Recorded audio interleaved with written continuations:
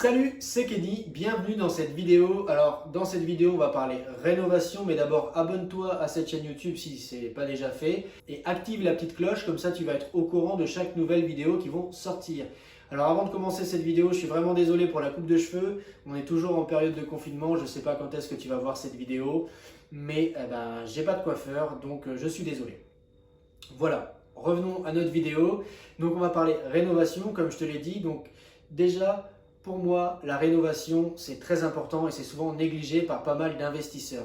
Donc ça va te permettre de augmenter la valeur de ton bien, proposer un bien de qualité à tes locataires, donc louer dans la fourchette haute de ton secteur, avoir des locataires de qualité, des locataires qui vont pouvoir payer un petit peu plus que la moyenne du secteur pour avoir un bien de qualité, donc ils vont faire plus attention, ils vont être plus respectueux, et quand tu arrives dans un appartement qui est clean, eh bien forcément tu as envie de garder cet appartement clean, d'accord? Tu sais très bien qu'à la sortie de l'état des lieux, tu as eu un appartement neuf, s'il y a des traces, s'il y a des choses, ça va se voir tout de suite, donc les gens vont faire plus attention.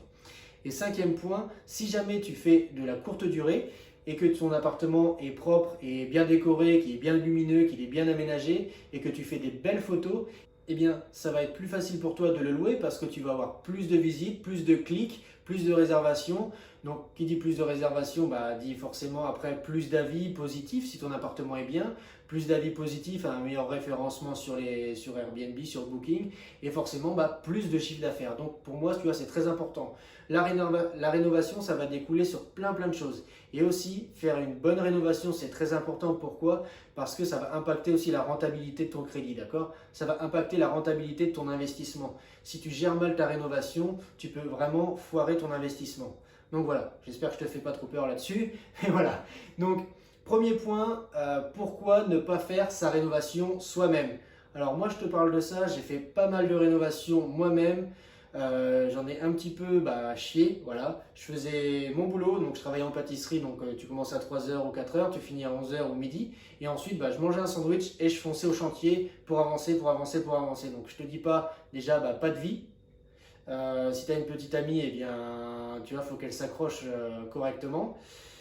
Troisième point, eh bien, tu te ruines la santé, tu perds du temps, eh bien, parce que tu n'es pas forcément un professionnel, donc tu passes du temps, tu veux bien faire, tu as oublié toujours un petit truc à Leroy Merlin, tu as toujours le petit matériel qui te manque, donc tu vas à Leroy Merlin tous les jours. Ensuite, cinquième point, eh bien, quand on a marre, tu vas plus bâcler le travail. Moi, j'ai vu ça dans pas le premier, deuxième, allez, fin du deuxième, troisième appartement. Voilà, j'en avais marre, il fallait que vite je termine ça parce que tu as le crédit qui pousse derrière, donc tu es assez stressé. Et quand on est, en fait, tu n'as pas besoin de ça. Pourquoi? Parce que toi, tu es un investisseur, donc il faut que tu gères une équipe, d'accord? Il faut que tu gères des gens pour faire ça. Alors moi, ça, j'ai eu du mal à le faire au début. Maintenant, j'ai plus de facilité à déléguer, mais en fait, j'aime bien, déjà j'aime bien bricoler de base et j'aime bien partir d'un point A et arriver à un point Z, tu vois, et voir toutes les étapes. J'aime bien l'évolution du truc.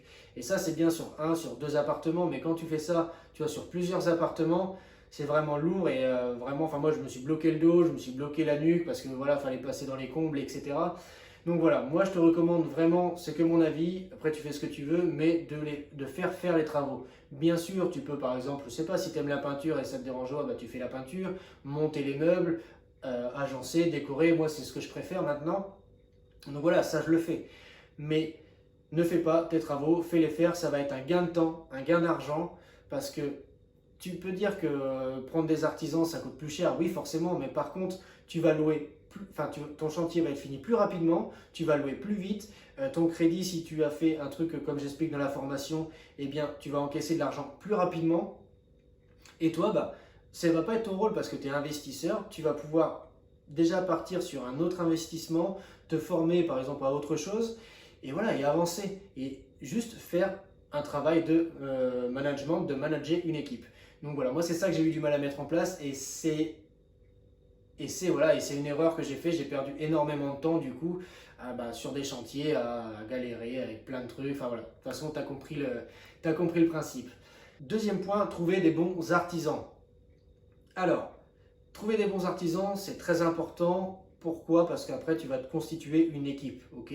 Donc ça va dépendre du secteur, bien sûr. Tu vois, si tu achètes un appartement près de chez toi et après tu en achètes un autre à 300 km, tu ne vas pas avoir les mêmes artisans. Mais du coup, c'est très important d'avoir déjà les bons artisans ou même forcément dans tes premiers investissements. Moi, je sais que maintenant, j'ai plus du tout les mêmes artisans que dans mes premiers investissements. Eh bien, parce que tu évolues, tu rencontres d'autres gens, tu rencontres d'autres professionnels, tu affines les devis, etc. Mais du coup, pour trouver tes artisans, moi, je te recommande de les faire venir quand tu visites un appartement. Tu n'as pas besoin de signer le compromis, donc ça dépend ça si tu es en zone tendue, pas tendue. Si tu sais que tu es bien, ils se vendent comme des petits pains. Eh bien, signe ton compromis et fais venir après les artisans. Mais moi, je te recommande quand même de les faire venir avant de signer le compromis, ok? Tu fais des devis, comme ça tu vas savoir le prix au mètre carré. Donc par exemple, je sais pas, tu fais venir l'électricien, le plombier, le plaquiste, le carreleur par exemple, et dans un appartement, même si après l'appartement te passe sous le nez, tu as ces devis-là et tu sais le prix au mètre carré. Donc ça, c'est très important. Donc par exemple, je sais pas, tu es intéressé pour faire une colocation, on va dire un 80 mètres carrés, et tu sais que pour la peinture, tu en as, on va dire un chiffre un peu bidon, tu en as pour 4000 euros. Eh bien, si cet appartement te passe sous le nez, ou alors si la négociation ne se fait pas, et que tu retrouves un autre appartement dans le même genre, un 80 mètres carrés ou même plus petit, tu vas savoir que voilà, c'est 4000 euros pour repeindre un 80 mètres carrés, donc ça te fait tant du mètre carré. Donc voilà, donc ça c'est très important de garder ces devis, de s'appuyer sur ces devis-là pour pouvoir après aller rapidement faire des offres, rapidement budgétiser tes travaux et rapidement négocier, faire ton offre et te positionner sur cet appartement. Alors pour moi, il y a 3 choses importantes quand tu recherches un artisan. Ça va être déjà le prix, parce que ça y fait. Donc forcément, l'artisan qui va être le moins cher, tu vas peut-être pas forcément lui faire confiance, sauf si tu peux aller visiter un de ses chantiers, sauf si des gens qui t'ont recommandé cet artisan, par exemple, on sait que les bons recommandent les bons. Donc par exemple, je sais pas, si tu connais un bon agent immobilier, si tu connais un bon plombier dans ton entourage et qui te recommande un électricien, tu sais qu'il va être bon. En tout cas, il y a des chances pour qu'il soit bon. Parce que si les gens ne vont pas te recommander quelqu'un qui est nul, si eux sont bons, tu vois, ça va nuire à leur image. Donc tu as le prix qui peut jouer. Un point qui est très très important pour moi, c'est la disponibilité de l'entrepreneur, la disponibilité de l'artisan. Si par exemple il te dit non mais là je suis full, je suis booké pendant au moins 7 à 8 mois, et ça ne sert à rien. Parce que toi tu as ton appartement dans les 3 mois et demi, tu vois, quand tu signes le compromis, tu as 2 mois et demi, 3 mois avant d'arriver chez le notaire. Donc tu veux que l'artisan il soit dispo, tu vois, à ce moment-là. Donc ça c'est très important.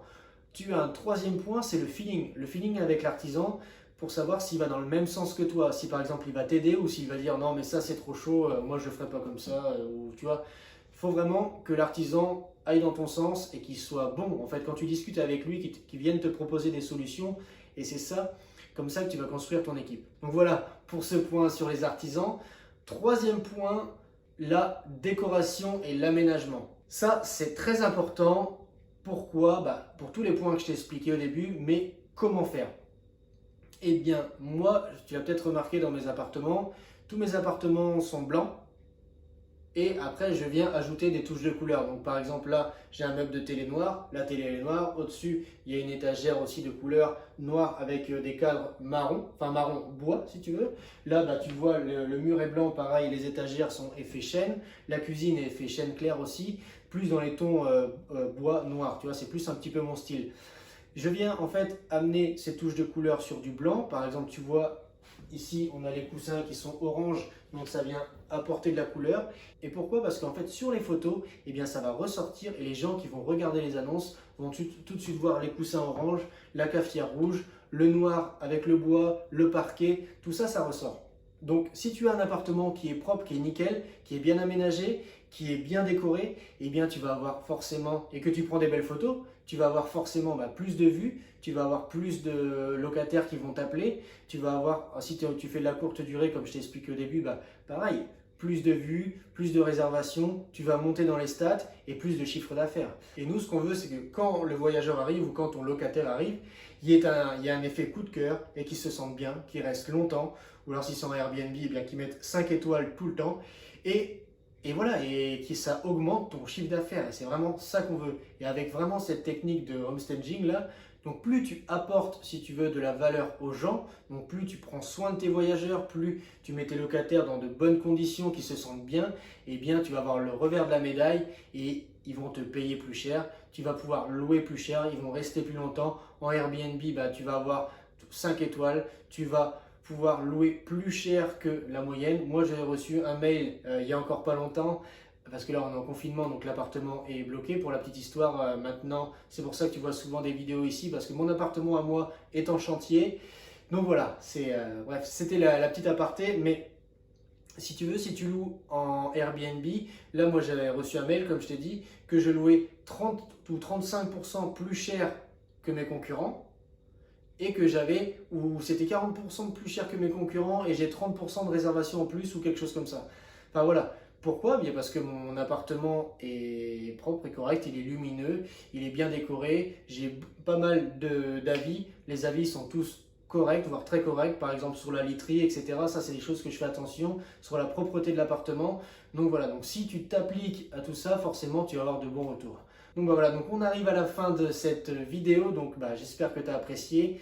Donc les choses à retenir, bah, un appartement nickel, une super rénovation, ne fais pas tes travaux toi-même parce que vraiment tu vas te ruiner la santé et tu vas perdre du temps. Et quatrième chose, décore correctement, vraiment ça va t'apporter un plus gros chiffre d'affaires et ça c'est ce qu'on veut, c'est ce qu'on est des investisseurs. Et ça, c'est ce qu'on veut. On veut gagner de l'argent avec l'immobilier, d'accord? On ne veut pas être des marchands de sommeil. On veut apporter de la valeur aux gens et du coup, on veut augmenter notre cash. Donc ça, c'est très important. Voilà. Si jamais tu es intéressé par l'immobilier et si jamais tu veux investir dans l'immobilier, j'ai fait une formation qui est complètement offerte. Elle est dans la description de cette vidéo. Tu as juste à cliquer dessus, à mettre ton prénom, ton adresse mail et je t'envoie tout ça dans ta boîte mail. Alors on va parler de comment trouver un bien rentable, comment se faire financer à 110% et qu'est-ce qu'un financement à 110%, comment gérer les artisans, un peu comme je t'ai dit là mais un peu plus profondément, comment gérer les locataires et tout ça sans payer d'impôts. Donc je te dis à bientôt pour une prochaine vidéo. Ciao!